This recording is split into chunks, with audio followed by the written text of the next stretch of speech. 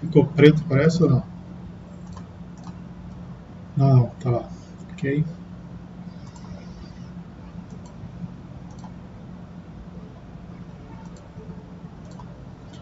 Bom, vamos iniciar aqui o nosso tópico RMN.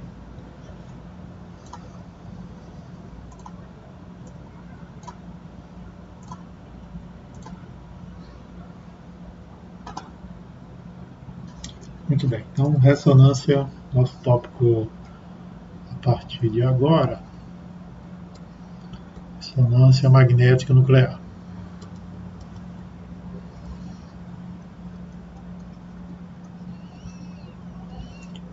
Ok, a gente viu em infravermelho que é uma interação radiação-matéria, e nesse caso a dependência, existem algumas normas, algumas regras, tá? De interação da radiação com a matéria. Ok? Essas propriedades do núcleo, que são importantes, algumas propriedades.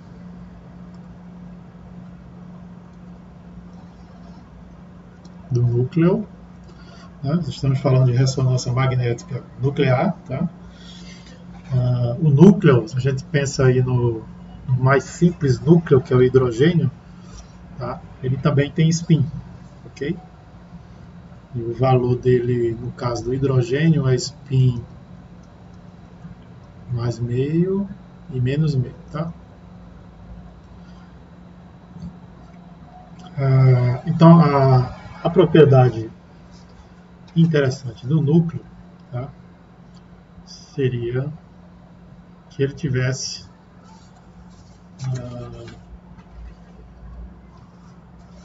que ele não tivesse, na verdade, um momento magnético, tá? Um número de spin. Deixa eu colocar aqui. Não ter número de spin igual a zero, certo? Porque a consequência disso é um momento magnético igual a zero. Ok? Então ele precisa ser ativo, tá? No RMN, que a gente vai explicar o que significa exatamente isso. Tá? Número de spin diferente de zero, tá?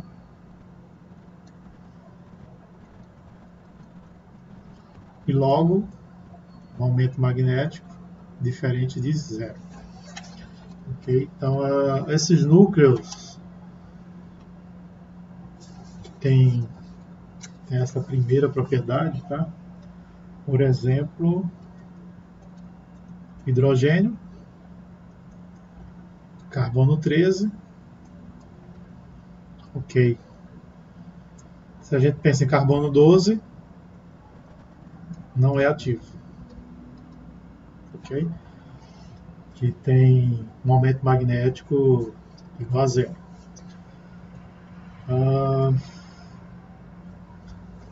Uma outra condição para que seja observada essa interação radiação-matéria, além disso, é que você tem um campo magnético externo B0 diferente de zero. Então, B0 é campo magnético externo, tá?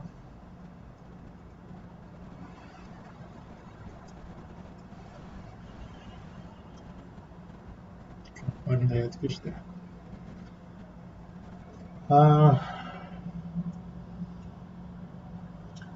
Então, vamos pensar no caso do hidrogênio inicialmente, tá?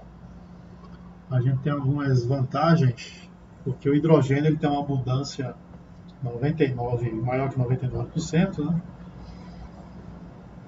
E no caso do carbono, nós temos um problema porque o carbono 13 é que é o ativo. É que tem número magnético, número de spin, né, diferente de zero, e momento magnético diferente de zero. O carbono 13 ele só tem 1,1% de abundância, né? Então essa é uma limitação na ressonância magnética nuclear, tá? Já que o carbono 12 é que é o principal elemento, tá? E ele não é ativo na RMN. Mas é apenas uma questão de sensibilidade aí, tá? Porque hoje em dia é possível se obter espectros a partir de hidrogênio, obviamente, e de carbono 13 também. Tá? O que acontece, tá, no núcleo? Tá? Vamos sempre ter inicialmente em mente o núcleo de hidrogênio, que é o mais simples. Tá? Então, se você pensa... deixa eu voltar aqui. Se você pensa... um minutinho.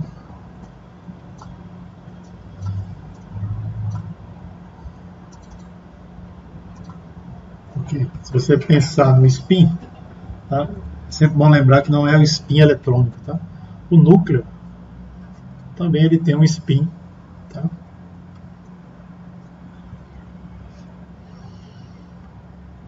Um spin nuclear. Certo? Então é uma semelhança aí com o spin eletrônico. Tá? Mas, claro que é aplicado ao núcleo. Tá? Então, se existem os spins, vamos pensar no núcleo de hidrogênio, tá? Mais meio, certo? O spin menos meio, onde os níveis de energia desses spins, tá? Esse spin nuclear existem em dois níveis, tá? O mais meio, que é o de menor energia, e o menos meio. Tá? Então ele pode estar nesses dois estados. Tá? Vou escrever aqui, spin nuclear. Okay? Quando você tem uma amostra, então você está lá com os spins nucleares, eles não têm uma direção. Tá? Vamos imaginar aqui uma amostra qualquer e a gente pensa nos spins nucleares de hidrogênio. Tá? Claro, a gente tem que lembrar daquela população lá de Avogadro, né? Então são N moléculas, são N spins nucleares, então é um número bem elevado, tá? Então eu vou colocar aqui duas situações, uma situação onde o campo externo é igual a zero, tá? E essa aqui são as direções dos spins, tá? Então eles não têm nenhuma direção, eles estão todos em um estado energético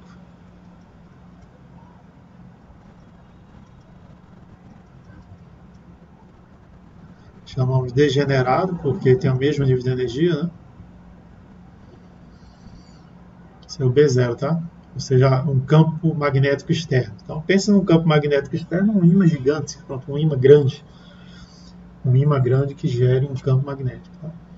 E numa segunda situação, ó, eu tenho um campo magnético externo diferente de zero.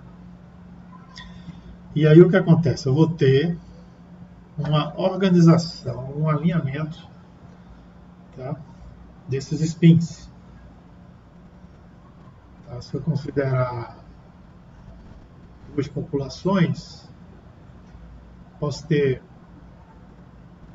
um número de spins. Vamos considerar isso aqui o meu campo externo, tá? B0, que obviamente é um campo magnético, então ele tem direção, ok?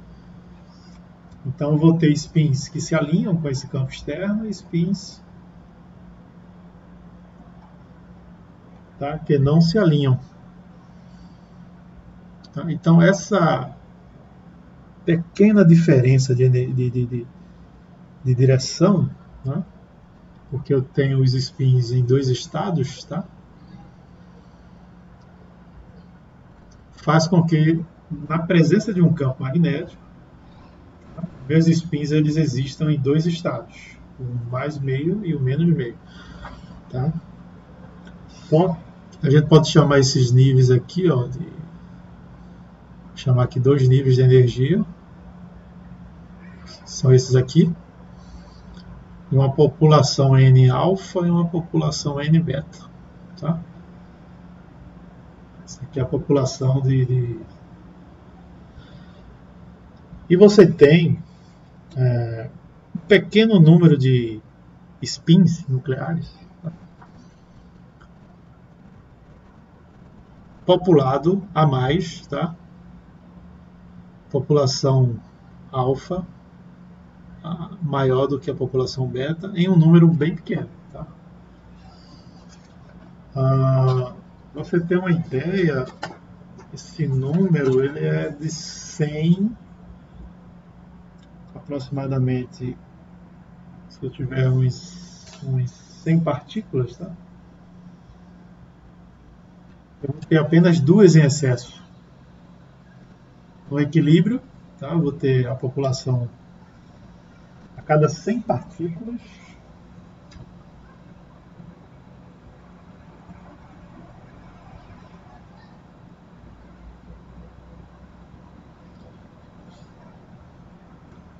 Tem duas a mais de N-alfa, populado lá na N-alfa. Então veja que é um pequeno excesso. Tá? Isso obviamente varia de acordo com o valor desse campo. Tá? Porque esse campo, para esse dado exatamente, ele é em um campo, em um instrumento de 100 MHz. Depois eu explico o que é esse instrumento, tá? Esse valor. Tá? Mas isso equivale a um campo magnético externo. Não tenho certeza do número, tá? Porque precisa fazer uma conversão. Mas existe uma comparação com o valor em Tesla, tá? Uma medida em Tesla desse campo magnético, tá? Por exemplo, 1,4 Tesla equivale a um equipamento de 1,4 Tesla equivale a um equipamento de 60 MHz, certo? Para o hidrogênio, tá?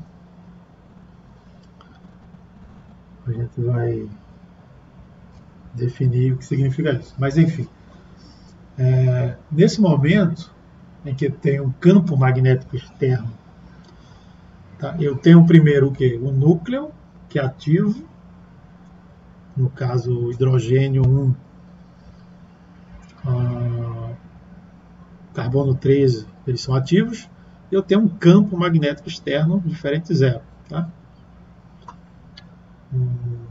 Talvez isso aqui seja 2 Tesla, se não me engano. Enfim.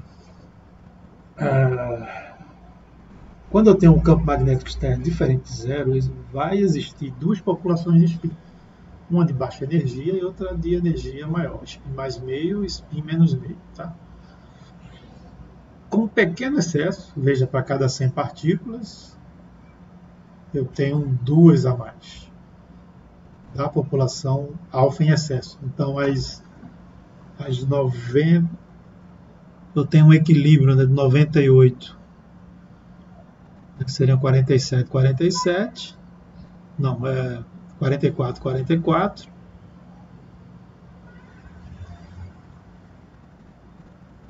não, a cada 98, não, a cada 100 partículas eu tenho um excesso de duas. Então,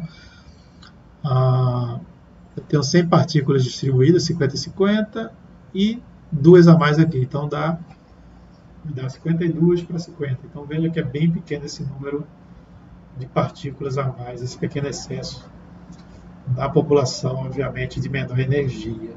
Tá? Ok? Então pronto, eu tenho essa condição, mas isso aí não me dá nenhum dado ainda. Tá? Eu sei que essa diferença de energia, uma coisa importante, ela leva em consideração essa equação. Significa dizer que essa diferença ela é quantizada. Né? É uma constante de Planck e eu tenho uma frequência associada. Ok? Mas falta alguma coisa aqui, né? O que é que falta para a gente ter uma interação radiação-matéria mais completa? Tá? Falta que energia eu vou utilizar nesse sistema para fazer com que esse pequeno excesso de população aqui, em alfa, ganhe energia, uma energia quantizada, e vá para a população beta. Né? Então, eu preciso agora, né, sair do meu nível alfa para o meu nível beta,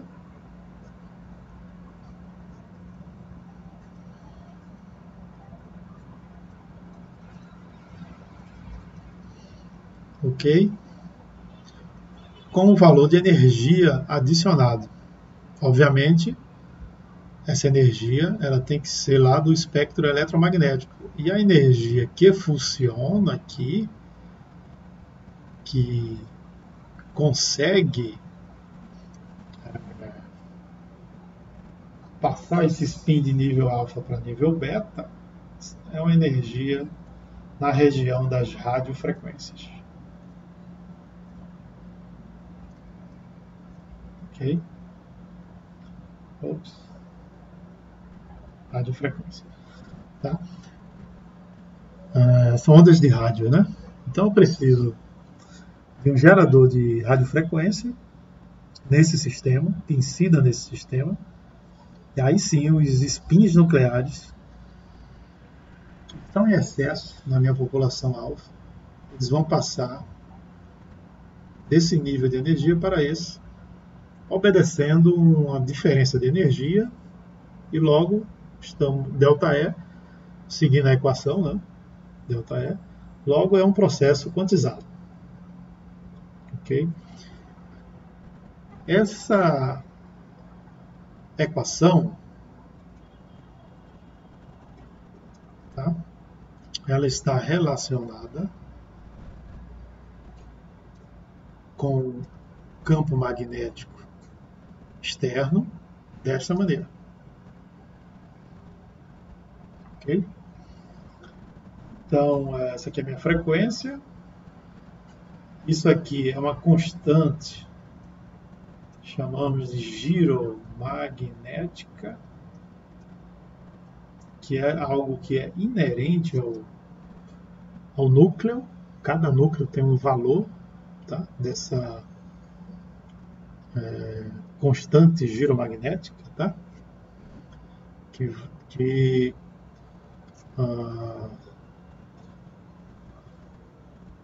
vai dar a propriedade do spin nuclear. Tá?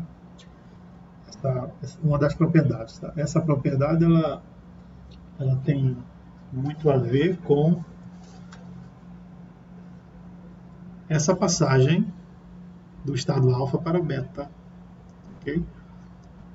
Porque cada núcleo, a gente tem que imaginar o seguinte: o spin nuclear está aqui e ele faz um movimento de precessão. Tá? Imagine, feito um peão. Você joga um peão, tá? Não sei se você já brincou com peão. Você joga um peão. Daí eu brinquei quando era pequeno, não era muito bom não, mas conseguia dar uns giros nos peões, assim, às vezes. Então o peão está lá girando, ele faz aquele movimento, né? Parece que vai cair, mas aquilo é uma ação lá da gravidade, né? Ele não cai, mas ele fica fazendo um movimento de precessão. Então o spin, ele faz esse movimento quando ele está sob ação, no caso de um campo magnético externo, tá? E esse movimento de precessão, obviamente, ele está associado a uma frequência, né? Porque é um movimento aqui, tá? Chamada de frequência de precessão. Ok? E essa frequência de precessão é exatamente o que significa essa constante giromagnética, que ela é dada em megahertz por segundo. Tá? Essa é a unidade de medida da nossa constante giromagnética. Ou seja, então, se essa propriedade está relacionada com o spin nuclear diretamente, né? E quando ele faz essa mudança do nível energético menor para o maior, tá? Ele faz essa mudança, vou botar aqui, tá? Para um nível de energia maior. Esse movimento de precessão ainda existe, tá? Ele faz uma frequência bem definida, essa frequência de precessão, que é uma propriedade de cada núcleo. Tá? Então, obviamente, se eu estou falando do núcleo de hidrogênio, o spin nuclear do hidrogênio vai ter um valor, o spin nuclear do carbono 13 vai ter outro valor. Tá? E assim sucessivamente aí com os outros elementos. Tá? Esse valor, só para a gente comparar,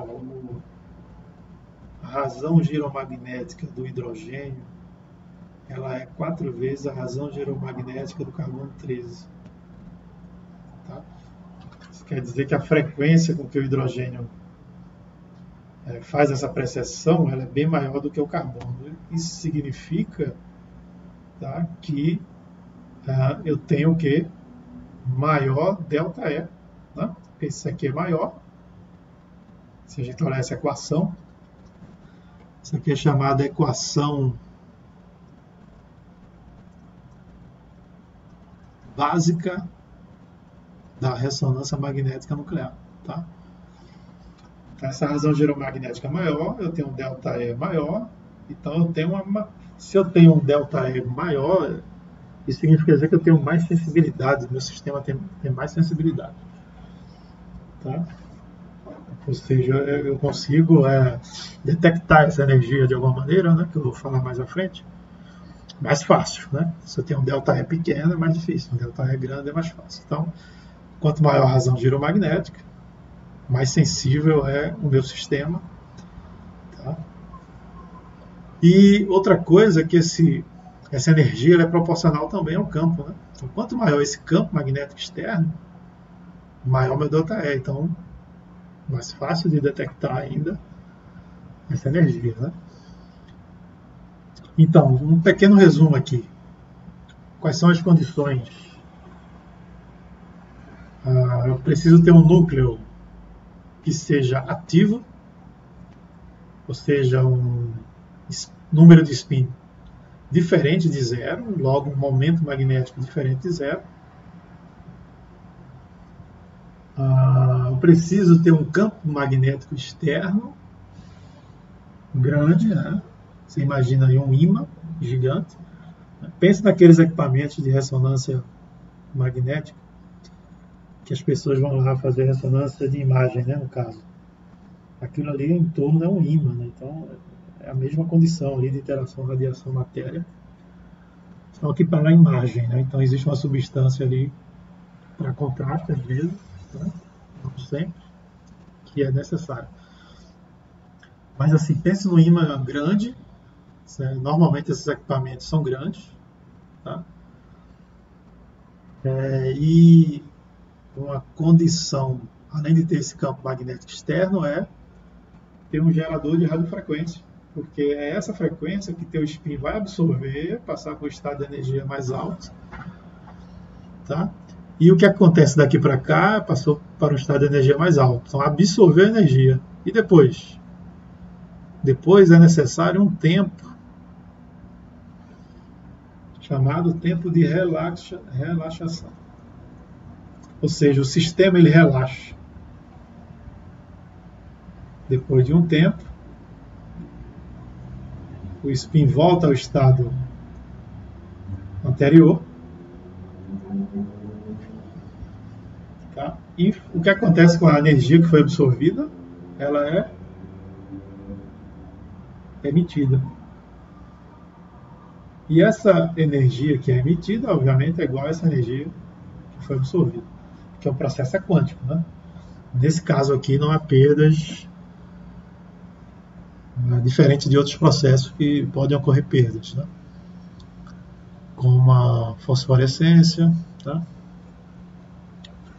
Mas enfim, essa energia liberada é que é a detectada, é isso aqui que vai dar uma resposta no equipamento, o detector vai detectar essa energia emitida, tá? Então, para isso é preciso um tempo de relaxação. O que é que significa? Se eu ligar meu gerador de radiofrequência em modo contínuo, né, eu vou excitar meu spin e ele vai ficar lá. Então, eu preciso desligar a minha fonte de radiação para que isso relaxe em um determinado tempo. Tá? E eu tenha a emissão dessa energia aqui. Tá? Isso possa ser detectado. Por isso que o sistema, a radiofrequência, ela ocorre em pulsos. Então, o sistema impulsa pulsos de radiofrequência. Tá? Eu não posso fazer um sistema contínuo, porque eu não tenho esse processo, não vai acontecer. Então, eu dou um pulso de radiação, espero um tempo, aí ele relaxa, eu dou outro pulso e assim sucessivamente. O hidrogênio, ele tem um tempo de relaxação bem baixo. Então, rapidamente ele relaxa, rapidamente ele emite. Então, isso aumenta a sensibilidade do hidrogênio, né, para você detectar hidrogênio, mapeamento de hidrogênio na tua molécula. Então, é mais uma vantagem, né, RMN de hidrogênio. Já o carbono, o tempo de relaxação é mais alto e você precisa ajustar isso no seu equipamento, porque pode ser que alguns carbonos, dependendo da estrutura, não sejam detectados. Okay? Então, um minutinho.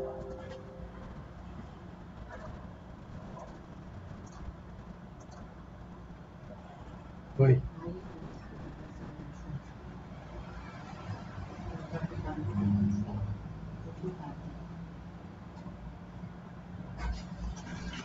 Bom, vou voltar aqui, tá? Você caiu muito tempo?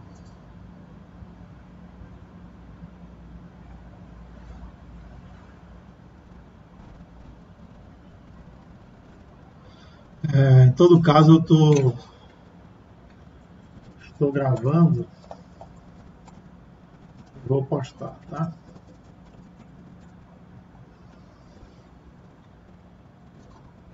Então,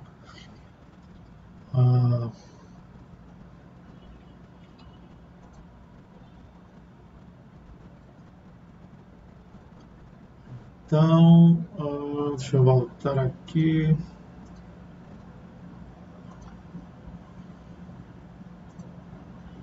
Parei aqui. Bom,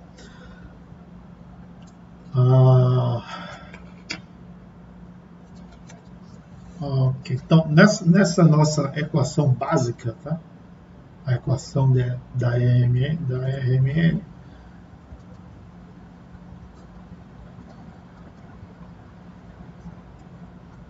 que me dizia o quê? Delta E, frequência, razão giromagnética, constante de Planck, B0. Isso me leva a uma análise de frequência, que isso vai ficar igual a Q. Esse H corta, então só sobra minha razão giromagnética, 2π,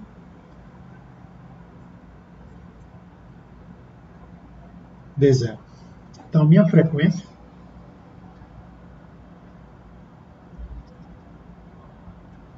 ela é diretamente proporcional aqui,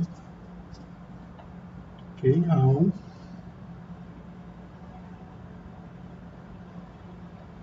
ao campo magnético externo.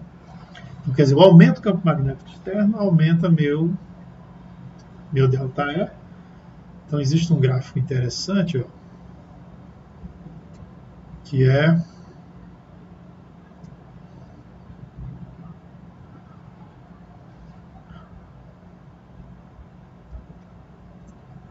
veja, ΔE está aumentando consideravelmente à medida que eu saio de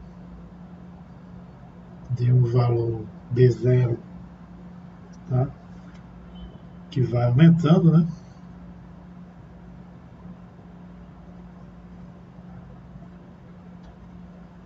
Magnético externo, isso vai aumentando, tá? E aqui é a minha energia, tá? Então veja, o aumento do campo magnético externo aumenta consideravelmente meu ΔE, então logo meu espectro, meus dados são mais sensíveis.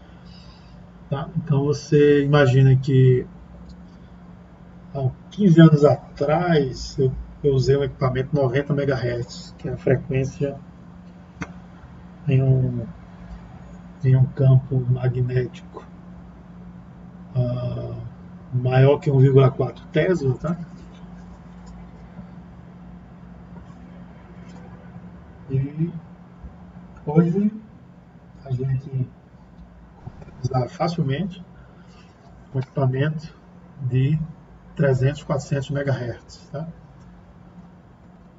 E existem equipamentos de 900 MHz. Então vejam que esse campo magnético externo, tá? A tecnologia ela foi aumentando. Tá? Nos anos 50, 60, o equipamento era de 60 MHz. Então hoje consegue encontrar equipamentos aí com 900 MHz. Só que isso tem um custo, tá? Para manter o ímã mais eficiente, o campo magnético externo, você tem que refrigerar ele. E ele precisa ser refrigerado, senão o equipamento ele é danificado. Esses equipamentos mais modernos, tá? Aí a partir aí de 200 MHz, considerando aí o hidrogênio, tá? E como é que ele é refrigerado? É refrigerado com hélio. Então, hélio é bastante caro. E aí, o que se faz? Você não refrigera tudo com hélio, você tem que refrigerar também o hélio, senão você perde hélio, ele evapora. Aí, para manter o hélio refrigerado e você ter o mínimo de perdas, você refrigera com nitrogênio. Então, para manter o equipamento desse, você tem no mínimo aí esses dois gases. E o nitrogênio, obviamente, ele é perdido em maior quantidade, ele é reposto mensalmente. E o equipamento, mesmo sem usar, ele tem que ficar sob refrigeração, senão você perde o ímã, ele perde as propriedades ótimas e aí você danifica o teu equipamento. Tá? Deixa eu ver se vocês... Parece que eu estou sozinho, ninguém voltou. Mas eu vou deixar, como eu falei, gravado, tá? E vou postar. Teve problema. Voltando. Ok. Então, o que nós falamos aqui foram essas condições iniciais, tá? Para que a ressonância magnética nuclear ela seja uma técnica utilizada.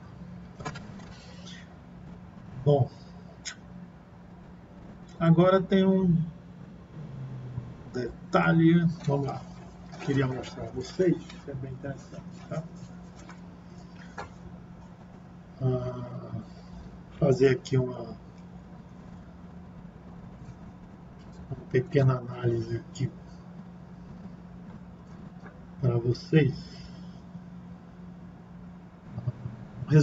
Um resumo do núcleo, tipo de núcleo. Então nós temos aqui hidrogênio, deutério, tá? Carbono 12, carbono 13. Atividade da ressonância magnética nuclear. Ele, momento magnético diferente de zero, logo ele é ativo. Momento magnético diferente de zero, então deutério também é ativo.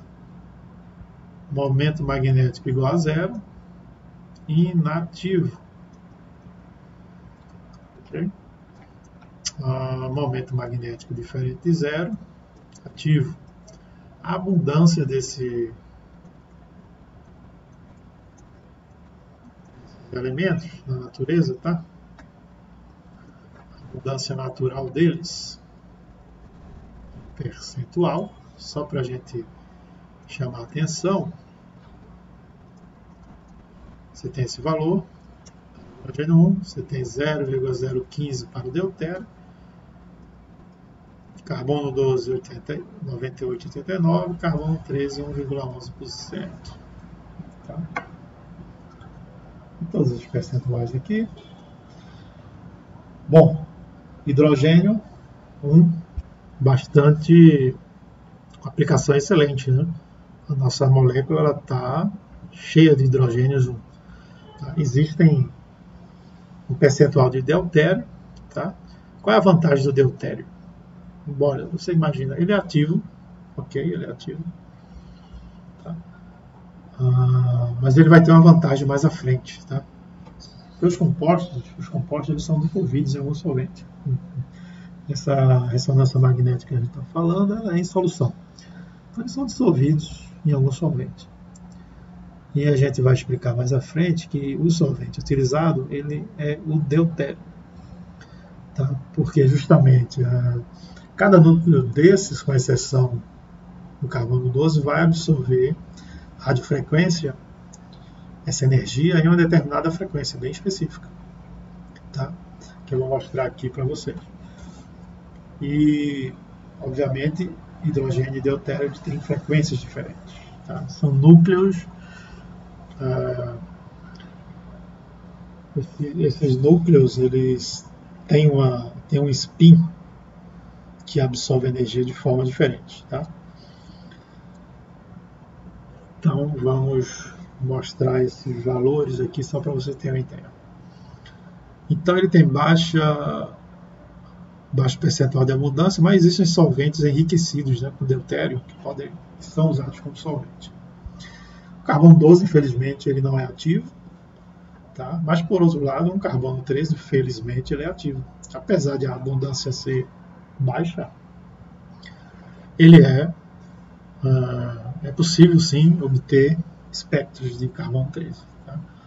O que eu estava falando de frequências de absorção, tá? Eu vou fazer aqui uma escala onde eu vou colocar uma altura desses núcleos, hidrogênio. Isso aqui é um campo B0 igual a 70.500 Gauss, tá? 70.500 Gauss. Então eu tenho hidrogênio, eu vou ter flúor 282. Isso aqui é em Hertz, tá? Não, desculpa, em megahertz, tá?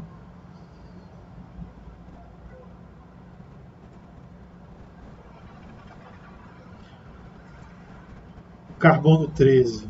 Depois eu vou explicar essa altura aqui, tá? Daqui a pouco. Carbono 13 a 75,3. O deutério, olha, deutério.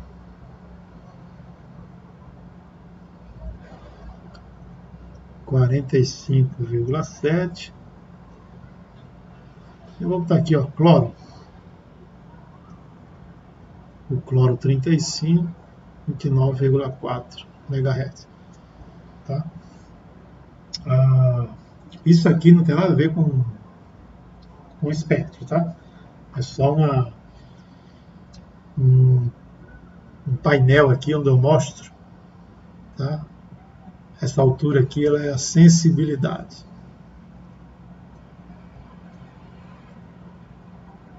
Sensibilidade do spin nuclear, tá?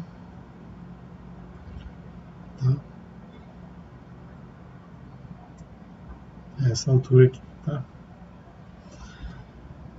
Então, o hidrogênio, em um campo de 70.500 Gauss, ele absorve energia da região das radiofrequências numa frequência de 300 MHz.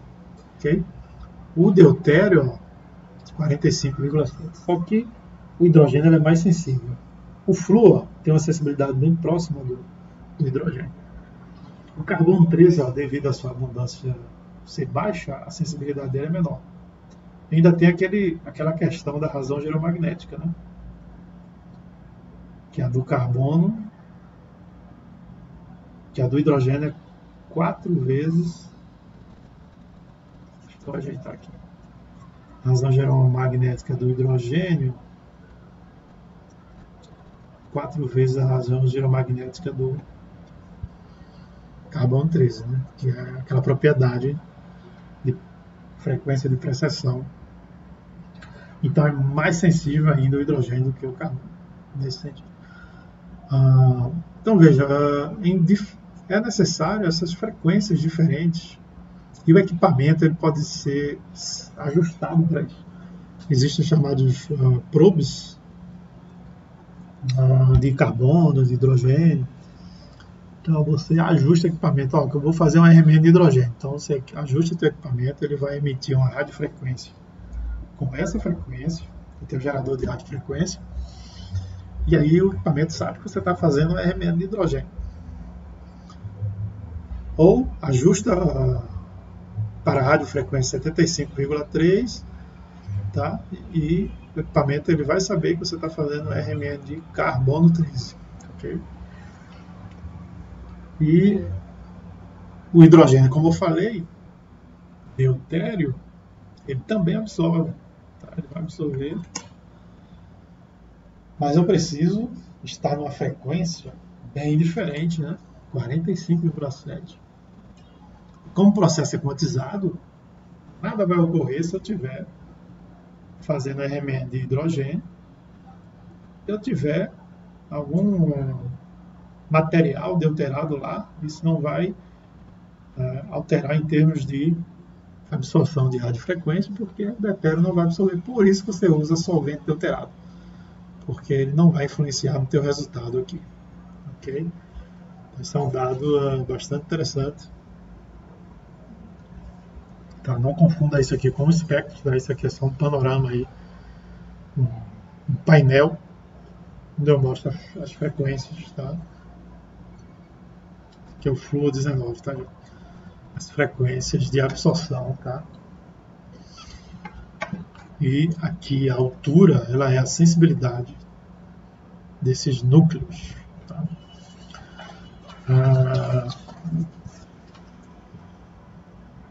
Devido ao adiantar da hora, eu acho. Não, ainda temos tempo.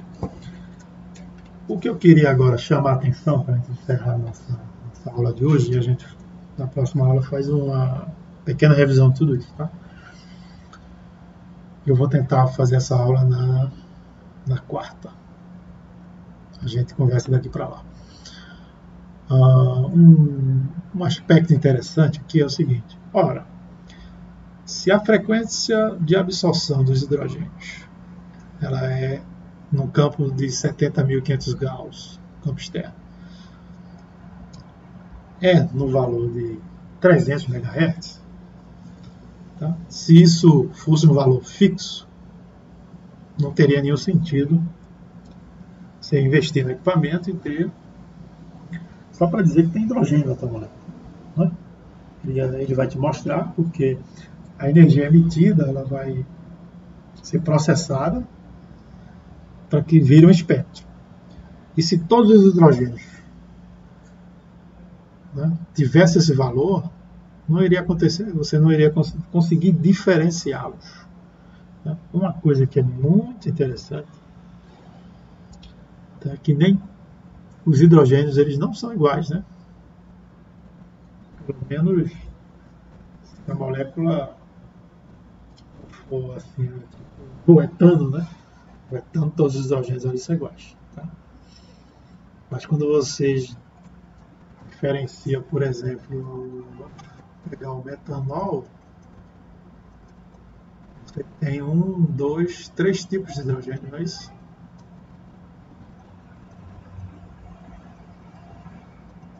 Você tem os hidrogênios A, da metila. Você tem os hidrogênios B, do CH2, que está ligado diretamente esses hidrogênios estão ligados a um carbono que está ligado diretamente ao oxigênio. Você tem o hidrogênio tipo C. Se a gente pensar em termos de acidez, tá? Hidrogênio C é mais ácido que B, que é mais ácido do que A. Tá?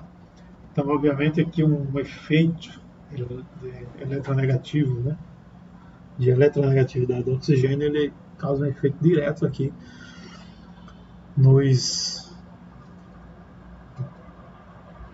pode pensar no pKa desses hidrogênios, tá? Okay? E o fato é que eu tenho 3 tipos de hidrogênios e a ressonância magnética nuclear consegue diferenciar isso. Ou seja, os hidrogênios têm ambiente eletrônico. Você pode pensar isso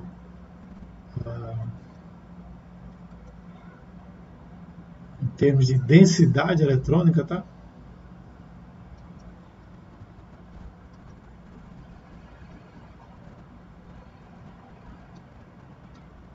Diferentes, tá? Devido ao que, nesse caso, a eletronegatividade do oxigênio, ok? E isso causa um efeito bem interessante. O que é que existe no ambiente aqui? Meu hidrogênio ele é ativo, tá? Vamos supor que meu hidrogênio, por ser ativo, aí eu pego e coloco ele sob irradiação de radiofrequência. O que vai acontecer? Nada. Está faltando o elemento campo magnético externo. E se eu tiver um campo magnético externo apenas, também não vai acontecer nada. Então tem que ter tudo combinado. Né? Campo magnético externo e radiofrequência. O que acontece? Exatamente, tá? Se você observar esses 3 tipos de hidrogênio, HA, HB e HC, que estão em ambientes eletrônicos diferentes, eles vão sentir de forma diferente qualquer perturbação, né, com relação ao campo magnético externo, tá, e com relação às radiofrequências. Okay? Imagine aí que o hidrogênio C, o spin nuclear dele, ele está com mais elétrons ao redor ou com menos elétrons ao redor? Né? Ele está diretamente ligado ao oxigênio, então tem uma densidade eletrônica baixa, então ele tem menos elétrons ao redor daquele núcleo. Tá? E os elétrons funcionam como uma blindagem do núcleo. Tá? Então, se tem menos elétrons, esses spins nucleares, esses spins, estão mais expostos ao campo magnético externo. Ok? Logo, é como se eu tivesse um campo magnético externo que diferente, né? Daquele valor ótimo de 300 MHz. A 300 MHz é a frequência, né? De absorção. Tá? Então eu vou ter valores diferentes de absorção, de frequência de absorção, porque o campo magnético externo, os hidrogênios, por exemplo, estão mais protegidos, mais blindados pelos elétrons do que os hidrogênios C. E esse núcleo está mais exposto à ação do campo magnético externo. Tá? Então isso vai gerar um campo magnético externo efetivo, que a gente vai falar mais detalhadamente sobre isso. Tá? Então, basicamente, o que acontece é o seguinte. Vamos pensar em uma figurinha que sempre ajuda mais, né? Tenho aqui meu núcleo e, obviamente, meu spin nuclear. Ok? Ao redor dele, eu tenho elétrons. Tá? Elétrons de ligação, tá? Os hidrogênios, obviamente, estão ligados a carbono, a oxigênio, a nitrogênio, a outras coisas. Tá? Um campo elétrico, se a gente lembrar da radiação eletromagnética, tá? A gente pode pensar em campo eletromagnético, a gente vai lembrar que existem duas componentes, né? Campo elétrico e um campo magnético associado. Okay? Então, se eu tenho um campo elétrico, os elétrons em movimento, eu tenho um campo elétrico, tá? Eu vou ter associado a isso um campo magnético. Ok?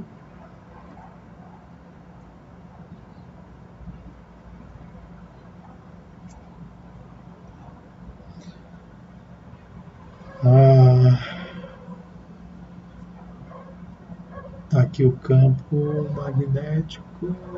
Deixa eu fazer aqui essa direção, tá? Que ele é ortogonal. Ok? Então, há um campo elétrico que é gerado devido ao movimento dos elétrons de ligação. Eu tenho um campo magnético associado, tá? E esse campo magnético, ele gera, obviamente, BI, que é um campo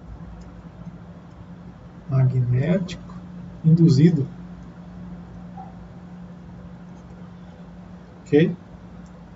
E o que eu tenho lá, externo, do lado de fora, externamente, mas fazendo parte do sistema, um campo magnético externo. Né? Então, quanto mais elétrons eu tiver aqui, maior meu B induzido. Ok?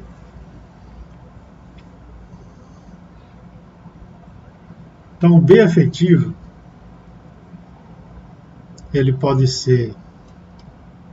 ter duas possibilidades. Ele pode ter o campo induzido oposto ao meu campo magnético externo, e aí eu tenho meu B efetivo,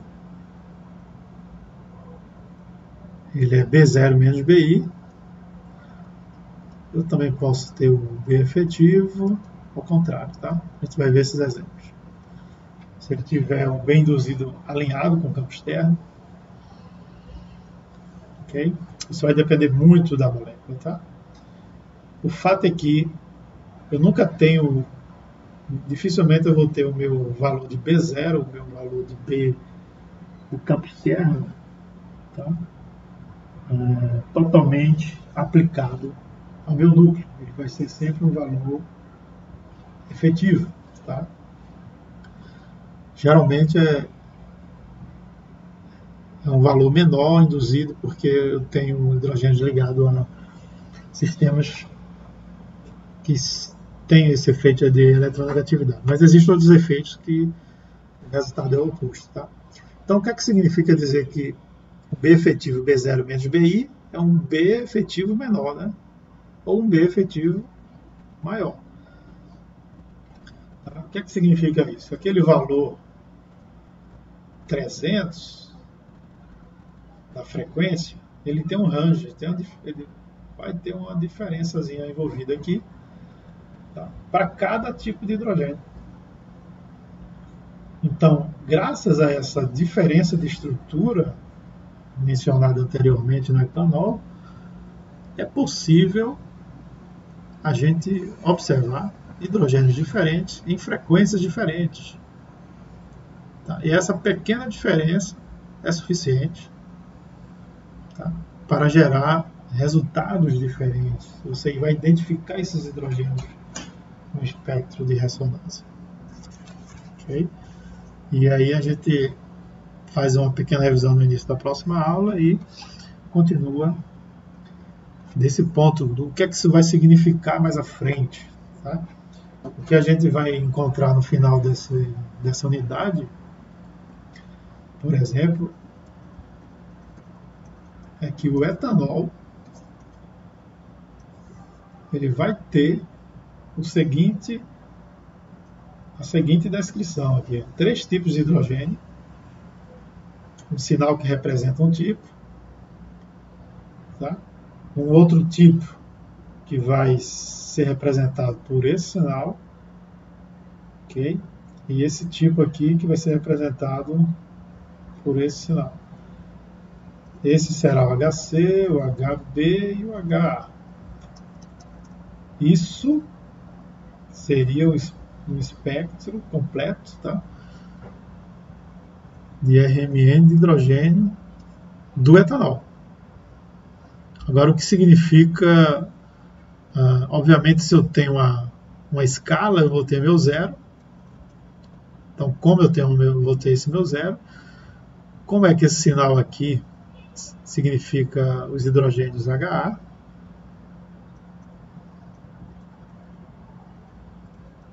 Esse significa os hidrogênios HB e esse o hidrogênio HC. Como